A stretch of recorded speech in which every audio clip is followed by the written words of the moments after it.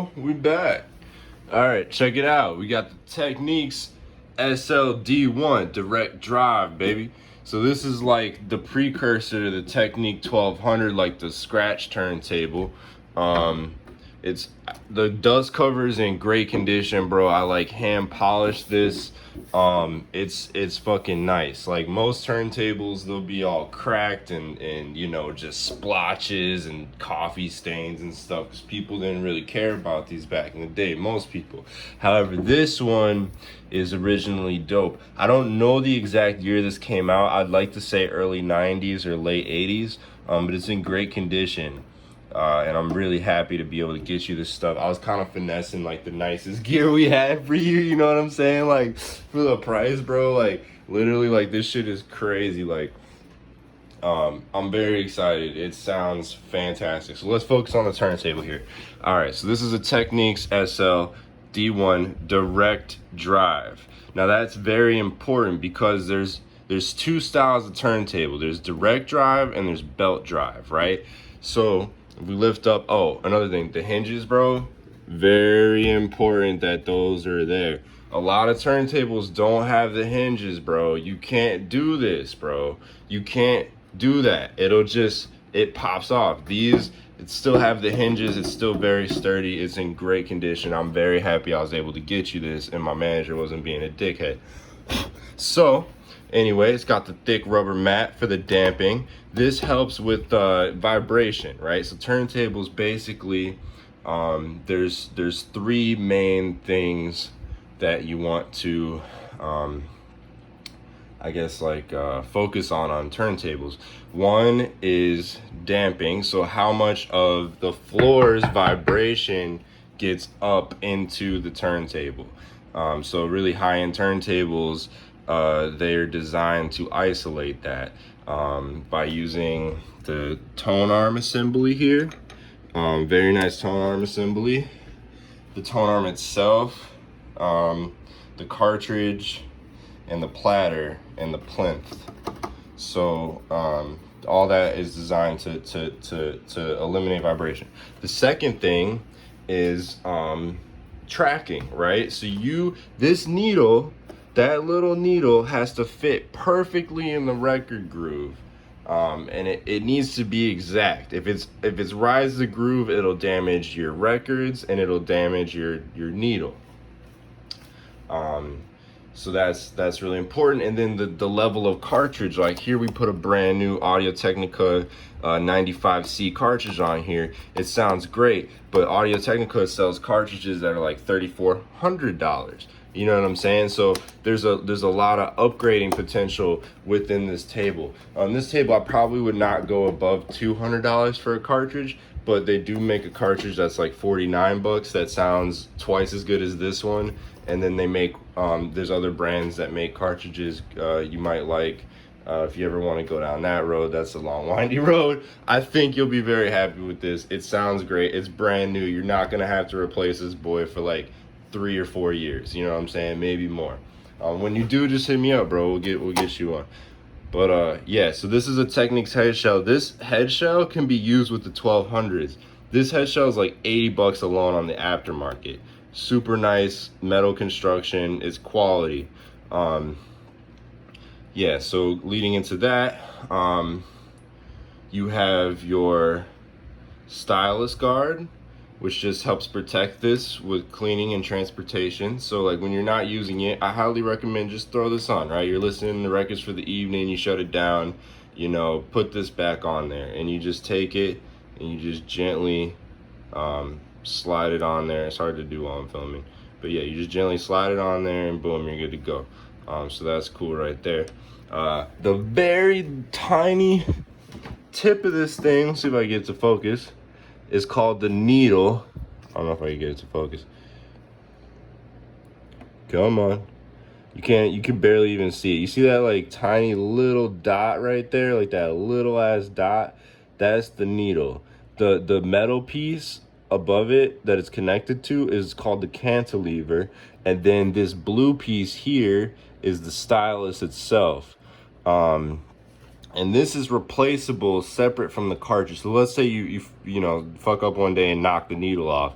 I can send you a new stylus replacement, and this just slides off just like this does. I'm not going to do it because there's no need to, but it just slides off.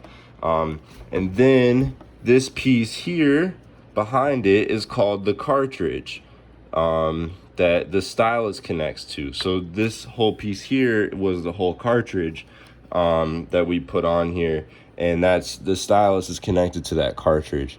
So you can replace the cartridge or the stylus. You don't really need to replace the cartridge unless you want to upgrade your sound quality. Furthermore, you have your lead wires, these wires that come out of here and go into the head shell connection.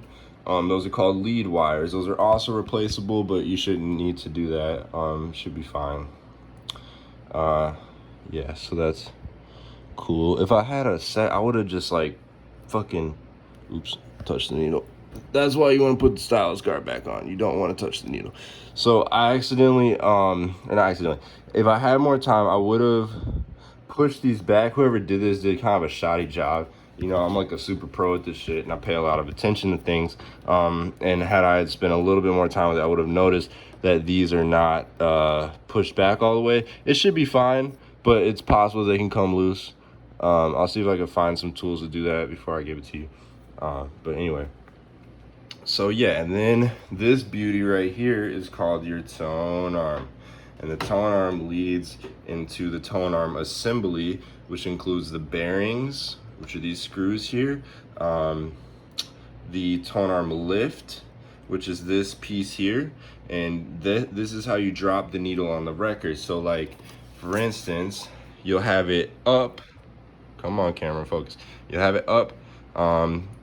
This is the tone arm lock. Always keep that in place when you're not using it, in case someone bumps it or wants to move it, and then they'll be like, oh, I can't. Cool, all the better. You want to deter people from messing with your turntable.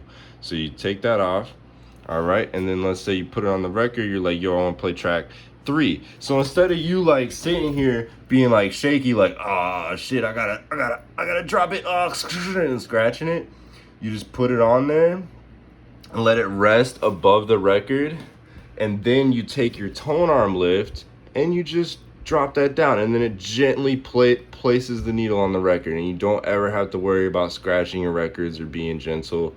I mean, you should always be gentle with it, but you know, you won't have to worry about like hand dropping it and you're all shaky and trying to like play the innermost track or whatever.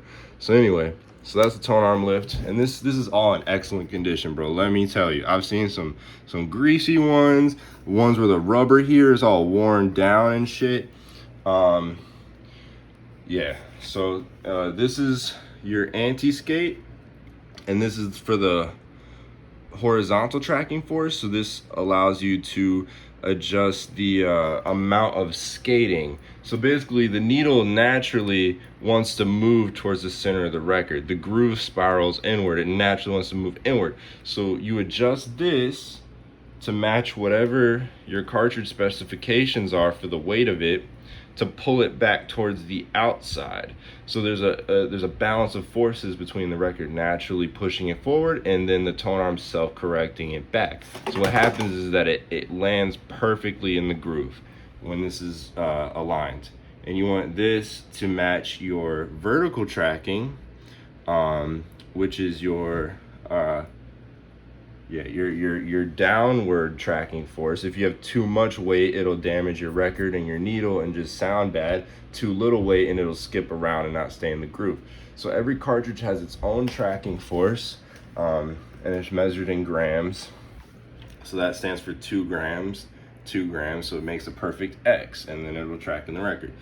This is adjustable. The numbers, let me lock this. The numbers adjust separately from the weight itself, so you can actually move these numbers without affecting the weight.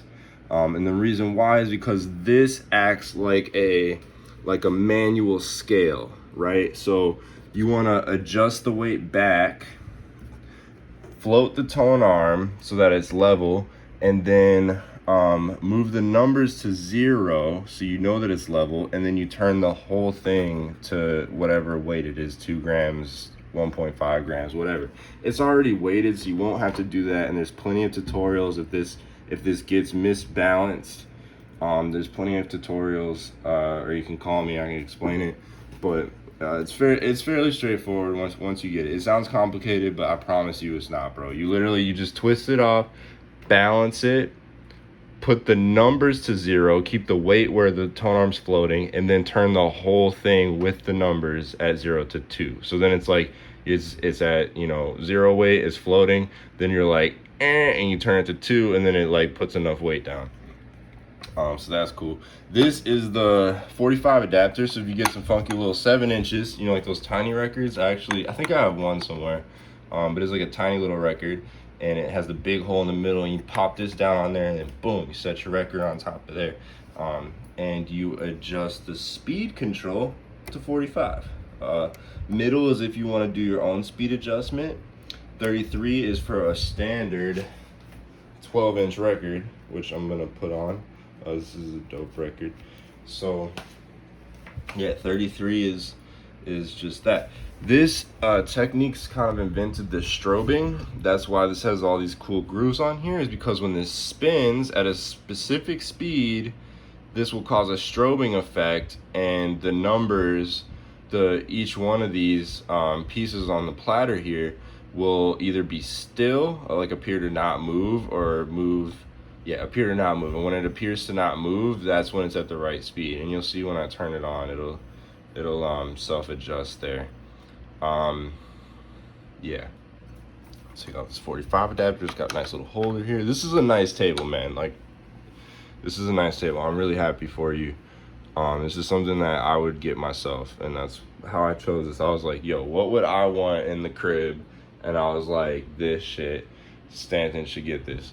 So yeah, so dude, so this is a cool little crystal here. Techniques uses quartz technology, so basically it uses a quartz crystal to refract the, I don't know, electro waves, and it's like similar to a quartz watch. How a quartz watch keeps time, they use a quartz crystal to keep time with the turntable. All right, this is high alien ancient technology from our ancestors. So so they use that. This is cool, man. So this is a direct drive, right? So with this, you have a motor in the middle, and it's high torque, right? That's why DJs use this, because they could like scratch on the high torque platter. This is fine. Once in a blue moon, you might need some servicing, and you'll take it in and somebody will grease the motor for you or whatever. I'm sure there's shops in Ann Arbor or wherever you end up living in your life. It's not that complicated. You could even do it yourself. Yeah, and you can remove this platter actually. I'm not gonna do that because I think you have to unscrew these little bearings here, but you can remove it. And the other design is belt driven, where the motor, instead of being under the middle, the motor will be off to the side, and there's a belt, and the belt is around this pulley, this spindle underneath the turntable. So this is just a spindle on those turntables, and it's not connected, it's not motorized, and the motor's over here, and it's connected via a pulley system that the motor turns and it pulls the platter. That system is favorable for hi-fi nerds because it reduces vibration, and it puts more isolation from electrical and minute humming from the platter to the needle.